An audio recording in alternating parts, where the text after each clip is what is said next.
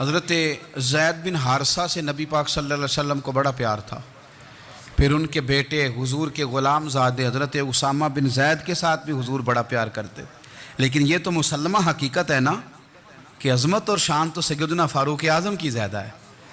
امت کا اتفاق ہے کہ نبیوں کے بعد سب سے بڑا درجہ جناب صدیق اکبر کا، اور پھر اللہ نے مقام عطا کیا حضرت فاروق اعظم کو. یہ بڑے لوگ تھے. ایک دفعہ مال تقسیم ہو رہا تھا تو حضرت عمر رضی اللہ تعالیٰ عنہ نے نا حضرت اسامہ بن زید کو 4000 دینار دیے اور اپنے بیٹے عبداللہ ابن عمر کو 3000 دینار دیے. تو حضرت عبداللہ ابن عمر گھر جا کے کہنے لگے ابا جی اسامہ میں وہ کون سی خوبی ہے جو میرے اندر نہیں، اور اسامہ کے باپ میں وہ کون سی خوبی ہے جو آپ کے اندر نہیں. تو حضرت عمر کی عاجزی دیکھیے. حالانکہ بالاتفاق دنیا جانتی ہے کہ جناب عمر فاروق رضی اللہ تعالیٰ عنہ افضل ہیں، پھر بھی پتہ اپنے بیٹے سے کیا کہتے ہیں؟ فرماتے ہیں او سن یار وہ خدمت گزار ہیں نبی پاک کے، وہ بھی حضور کے گھر میں ڈیوٹی کرتے، نوکری کرتے، اور ان کے بیٹے بھی حضور کی نوکری کرتے، یہ خدمت گزار ہیں.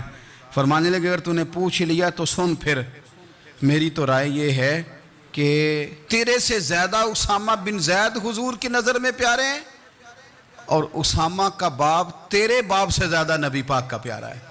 کوئی کمپیریزن کرنے نہیں دیا، بچوں کو کسی ایسی جگہ کھڑے ہونے نہیں دیا.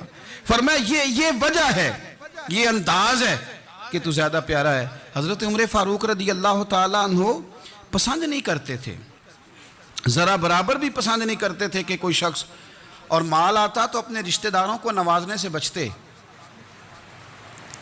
مال غنیمت آتا ہے نا، ہمارے ہاں تو اللہ خیر کرے جب کوئی بندہ کونسلر بنتا ہے، چیئرمین بنتا ہے تو ٹھیکہ کس کو دیتا ہے؟ کوئی چلو بھتیجا مل جائے، کوئی بھانجا مل جائے، کوئی چھوٹا بھائی، اسے بھی کام مل جاتا ہے ساتھ. نوازنے پہ لوگ آتے ہیں تو وہ تلاش کرتے ہیں کہ کہاں کہاں کو میرا ہے. وہ ٹینڈر ہی ان کے نام کے پاس ہوتے ہیں جن کی طرف ذرا نظر کرم زیادہ ہوتی. حضرت عمر فاروق مال تقسیم کر رہے تھے تو بیٹی آگے کہنے لگی ابا جی رشتہ داروں کا بھی حق ہوتا ہے، آپ سب کو دیتے ہیں، آپ کے اپنے آپ کے قریب ہی نہیں آتے. تو حضرت عمر فاروق نے کیا لفظ کہے، کیا حقیقت ہے، کیا حسن ہے. فرمانے لگے پتر یہ مال تیرے باپ کا نہیں مسلمانوں کا ہے. جب تیرے باپ کا ذاتی مال ہوگا تو اپنے رشتہ داروں کو دے گا، یہ مسلمانوں کا مال ہے، یہ اسی حساب سے تقسیم ہوگا جو عدل کا حساب ہے، جو ترازو ٹھیک ہے. فرمایا تو مجھے یہ مشورہ نہ دے، یہ مسلمانوں کا مال.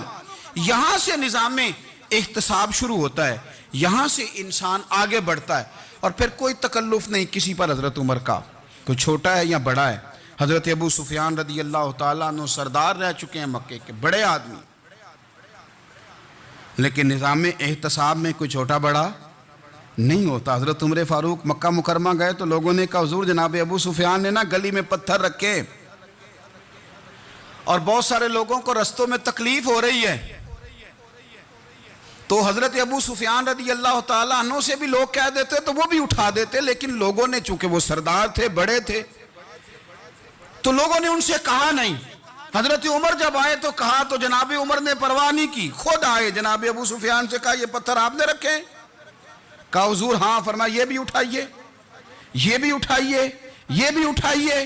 جب وہ اٹھا رہے تھے تو حضرت عمر کہہ رہے تھے شکر نہیں اللہ کا کہ عمر کہہ رہے ہیں اور ابو سفیان مانتے جا رہے ہیں.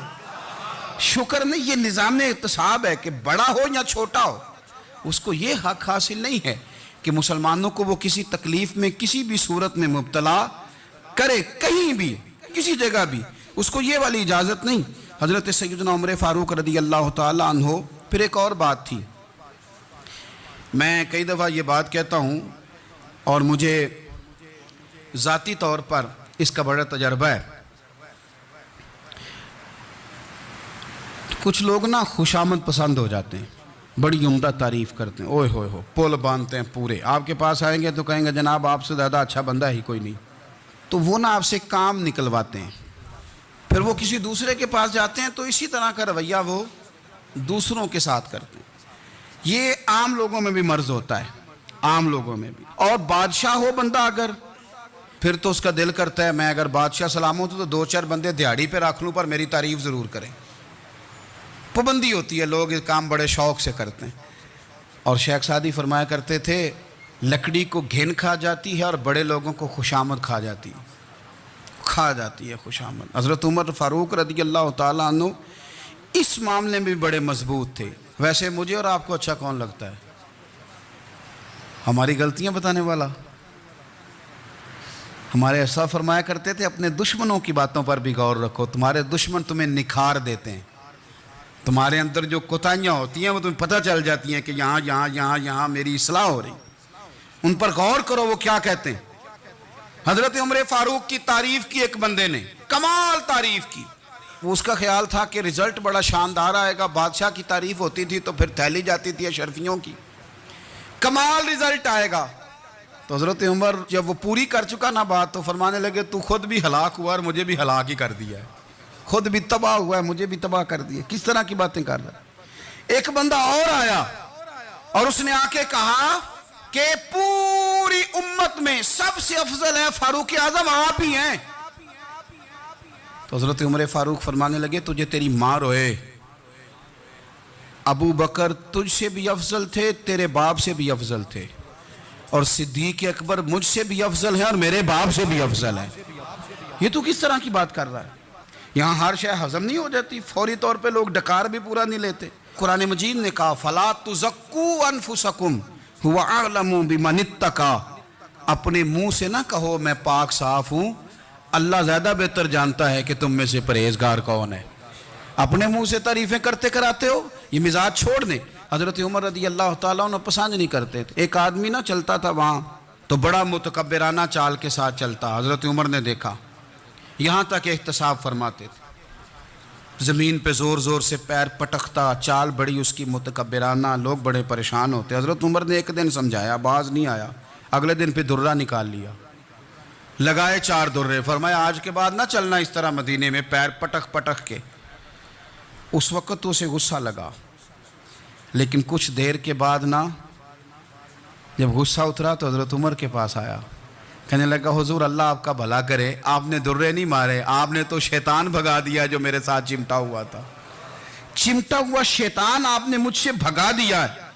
یاد رکھیں مسند امام احمد بن حنبل میں حدیث ہے، اللہ کے پیارے رسول صلی اللہ علیہ وسلم فرماتے ہیں جو دنیا میں متکبرانہ چال کے ساتھ چلتا ہے نا، قیامت کے دن وہ اللہ سے اس حال میں ملے گا کہ رب اس سے ناراض ہوگا، متکبرانہ چال سے نہیں چلیں گے۔ تو حضرت فاروق اعظم رضی اللہ تعالیٰ عنہ کا یہ طریقہ تھا کہ آپ خیال کرتے، اور پتہ کس طرح کا آپ کا مزاج تھا؟ فرماتے تھے تقسیم کرو، دوسروں کا بھی خیال رکھو۔ جس طرح بندہ دیوانہ وار نہیں لوگوں کا خیال رکھتا کہ بندہ بگڑے کوئی نہ، دیوانہ وار۔ کچھ لوگ تبلیغ کرتے ہیں رسمی، اور کچھ لوگ ایسے ہوتے ہیں جو لوگوں کی اصلاح میں دیوانے ہو جاتے ہیں، ان کی خواہش ہوتی ہے یہاں بھی بندہ ٹھیک ہو جائے، یہاں بھی بندہ ٹھیک ہو جائے، یہاں بھی بندہ ٹھیک ہو۔ کچھ لوگ کڑی نگرانی کرتے ہیں کہ انسان بگڑنے نہ پائے۔ حضرت عمر فاروق رضی اللہ تعالیٰ عنہ نا گوشت والی دکان کے پیچھے جا کے بیٹھ گئے کئی دنوں تک۔ وہ کہنے لگا حضور یہاں کیا ہے؟ فرمایا تو اپنا کام کرنا، گوشت والی دکان پہ بیٹھے، کام کر اپنا، نگرانی کرنے لگے حضرت عمر۔ پھر آپ نے نا وہ بندے پکڑ لیے، کون؟ جو 2 دن مسلسل گوشت خریدنے آئے، پکڑ کے کھڑا کر لیا، فرمایا تو کل بھی گوشت لینے آیا تھا؟ حضور ہاں۔ فرمایا آج پھر کھائے گا؟ حضور جی۔ تو آپ فرمانے لگے کیا تیرے محلے سے غربت ختم ہو گئی ہے؟ تیرے رشتہ دار سارے پیٹ بھر کے کھاتے ہیں، تو 2 دن گوشت لینے آتا ہے؟ فرمایا آج کے بعد مسلسل گوشت لینے آیا تو درے سے ماروں گا، خبردار یہ کام نہ کرنا۔ یہاں تک نظام احتساب کا جب خیال رکھا جائے پھر حالات بگڑا نہیں کرتے، پھر وہ قابو میں رہا کرتے ہیں۔ حضرت عمر فاروق رضی اللہ تعالیٰ عنہ اس ترتیب کے ساتھ اصلاح کرتے، اس ترتیب کے ساتھ۔ سیدنا فاروق اعظم رضی اللہ تعالیٰ عنہ کی ایک بات آخر میں عرض کرنی ہے، وہ میں بھی اپنے اوپر لاگو کروں، آپ بھی غور کریں۔ حضرت عمر فاروق رضی اللہ تعالیٰ عنہ نے نا خط لکھا حضرت ابو موسیٰ اشعری کو۔ آپ فرمانے لگے یاد رکھنا جو گورنر، جو امیر اپنے رب کریم کی فرما برداری کرتا رہتا ہے نا، اس کی رعایا بھی اس کی فرما برداری کرتی ہے، اور جو لوگ اپنے رب کریم کی فرما برداری چھوڑ دیتے ہیں پھر جنہوں نے ان کی فرما برداری کرنی ہوتی ہے وہ ان کی فرما برداری چھوڑ دیتے ہیں۔ آپ نے سپہ سالاروں کو خط لکھے تھے فوج کے جو جرنیل تھے، کمانڈو تھے، ان کو خط لکھے تھے، فرمایا جو سپاہی نماز نہیں پڑھتا اسے فوج سے نکال دو، اور ساتھ لکھا تھا یاد رکھو جو رب کا وفادار نہیں وہ ہمارا کیسے ہو سکتا ہے، نکال دو ان لوگوں کو، فوج سے الگ کر دو۔ ہم آج جو بے پناہ پریشان ہیں، ہمارے بچے بات نہیں مانتے، شاگرد بات نہیں مانتے، ہم شکوے کرتے ہیں، بے ادبی بڑھ گئی۔ ادب کے ساتھ میں گزارش کروں گا بڑوں کی بارگاہوں میں، جو میری طرح کے بڑے بنے ہوئے ہیں، بزرگوں سے نہیں بات کرتا، ان سے میں کہوں گا کہ ہمیں ایک دفعہ اپنے اوپر بھی تو غور کر لینا چاہیے، کہیں ایسا تو نہیں ہے کہ ہم جب تک اللہ تعالیٰ کے فرما بردار تھے، جب تک ہم تقوی کے معیار پر تھے، ہماری بات ماننے والے ہماری بات مان رہے تھے، کہیں ایسا تو نہیں کہ ہم اس معیار سے ہل گئے ہیں تو اب جو ہمارے فرما بردار تھے وہاں سے ہل گئے۔ حضرت عمر رضی اللہ تعالیٰ عنہ فرمایا کرتے تھے کہ لوگوں کو عجب میں مبتلا نہیں ہونا چاہیے، خود پسندی کا جو ماحول ہوتا ہے اس سے لوگوں کو ہمیشہ نکلنا چاہیے۔ حضرت عمر کے ایک صاحبزادے نے کنگھی کر لی، اچھا لباس پہن لیا تو درہ مارا جناب عمر نے، تو آپ کی بیٹی کہنے لگی ابا جی یہ تو بالکل جائز ہے، اچھے کپڑے پہننا، اچھا لباس پہننا اور سر میں کنگھی کر لینا، اس پر درہ کیوں مار دیا؟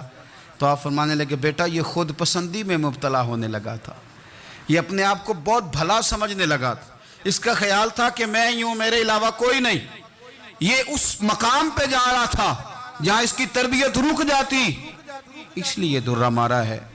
ایک دفعہ حکومتی معاملات کے اندر آپ کی اہلیہ نے مشورہ دینا چاہا، بڑے کام بیویاں نہیں کرتی، بڑے بڑے معاملات میں مداخلت نہیں کرتی۔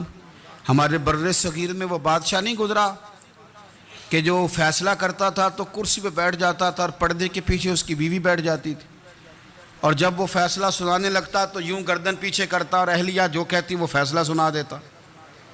لیکن ایک دفعہ خاتون نے ایک آدمی کو حضرت عمر نے معزول کیا تو آپ کی اہلیہ نے، اس آدمی کی اہلیہ حضرت عمر کی اہلیہ سے ملی ہوں گی، تو خاتون نے ذرا سفارش کرنی چاہی، تو جناب عمر فاروق رضی اللہ تعالیٰ عنہ کے ہاتھ میں عصا تھا، ڈنڈا تھا، 2-3 دفعہ زمین پہ مارا، فرمایا تمہیں کس نے اجازت دی ہے حکومتی معاملات میں مشورہ دینے کی؟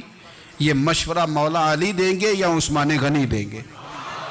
آپ کو کس نے اجازت دی؟ وہ حکومتی معاملات، وہ مسلمانوں کا اجتماعی معاملہ، وہ مسلمان دیکھیں، آپ کو اس میں آنے کی اجازت نہیں ہے، جو آپ کی ذمہ داریاں ہیں، آپ کے حقوق ہیں، ان پر آپ بات کریں۔ تو بھائی نظام میں احتساب اپنی ذات سے شروع کریں۔ ہماری اولادیں، ہمارے بچے، وہ باہر سے انہوں نے زیادہ اثر نہیں لیا، ہم نے انہیں بتایا ہے کہ ہم بڑے غریب ہیں، ہم بڑے مجبور ہیں، ہم تو بڑے کمزور ہیں، ہماری تو سنتا کوئی نہیں، یہ تو امیروں کا ملک ہے، اس میں تو فلانے فلانے کو اہمیت حاصل ہے۔ ان باتوں نے ہمارے بچوں کو کمزور کیا ہے، ان باتوں نے ہمارے بچوں کے دلوں میں احساس کمزوری پیدا کیا ہے۔ آپ ان کو جینا سکھائیں، آپ ان لوگوں کو بتلائیں کہ رب کریم نے جو تمہارے لیے بہتر سمجھا وہ تمہیں اپنے فضل سے بڑا عطا فرمایا ہے۔ آپ ان کو ان کے مقام پر رہ کر خوددار اور قناعت پسند ہونا سکھائیں، آپ یقین کریں گھر امن والا بن جائے گا۔ بچے اگر بھنا ہوا گوشت کھا رہے ہوں اور پھر بھی لاڑی رہے ہوں کہ مسالہ میری مرضی کا نہیں، سٹائل میری مرضی کا نہیں، ٹیسٹ میری مرضی کا نہیں، یہ والا گوشت میں نے نہیں کھانا، یہ اس طرح کر کے بھنا ہوتا تو پھر میں نے کھانا تھا، وہ زیادہ خوفناک صورتحال ہو جاتی ہے۔ لیکن اگر ابا جی، اماں جی، گھر والے کھیتوں میں کام کر رہے ہوں اور بچے اچار کے ساتھ روٹی لے کے جائیں اور بننے پہ بیٹھ کے، پھٹے پہ بیٹھ کے وہ پھر کھانا شروع کریں، اور جب وہ اچار آئے اور وہ ایک دوسرے کو کہیں کہ آج تو 2 کلے ہو گئے میرے کام کے، اس دفعہ تو دیکھنا ہماری فصل کتنی شاندار ہوگی، ایک دوسرے کو دیکھ دیکھ کے وہ ہنسیں اور مسکرائیں اور ان کی باتوں میں لذت ہو، اور پھر وہ کہیں کہ آم بڑے اچھے مل گئے تھے، دیکھو اچار کتنا سونا آ گیا ہے۔